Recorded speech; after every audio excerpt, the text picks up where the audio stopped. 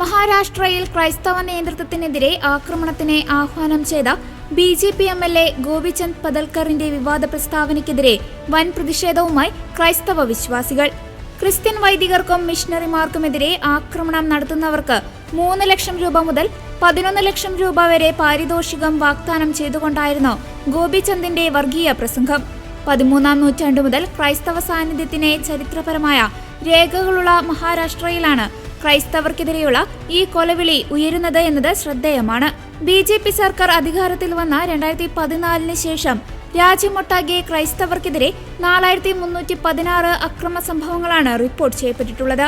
വേട്ടക്കാരനെ കൈയടിച്ച് ഇരയെ തലോടുന്ന ഇരട്ടത്താപ്പുമായാണോ 2026-ൽ ക്രൈസ്തവരെ കൂടെ കൂട്ടി കേരളം പിടിക്കാൻ ബി.ജെ.പി. ഇറങ്ങിയിരിക്കുന്നത്? വർഗീയതയും ന്യൂനപക്ഷ വിരുദ്ധതയും ആളിക്കത്തിച്ച് അധികാരം കൊയ്യാൻ നടത്തുന്ന ശ്രമങ്ങൾ ക്രൈസ്തവർ സുരക്ഷിതരല്ലാത്ത രാജ്യങ്ങളുടെ പട്ടികയിൽ മുൻപന്തിയിലേക്ക് ഭാരതത്തെ എത്തിക്കുന്നു എന്നത് തിരിച്ചറിയണം. കൊല്ലപ്പെടാനും ഭൂരിപക്ഷ വർഗീയ ശക്തികളാൽ ആക്രമിക്കപ്പെടാനും വിധിക്കപ്പെട്ടവർ എന്ന നിലയിൽ ക്രിസ്ത്യാനികൾ ഈ രാജ്യത്ത് ജീവിക്കേണ്ടി വരുന്നു എന്നത് തികച്ചും പ്രതിഷേധാർഹമാണെന്ന് സീറോ മലബാർ മീഡിയ കമ്മീഷൻ വ്യക്തമാക്കി.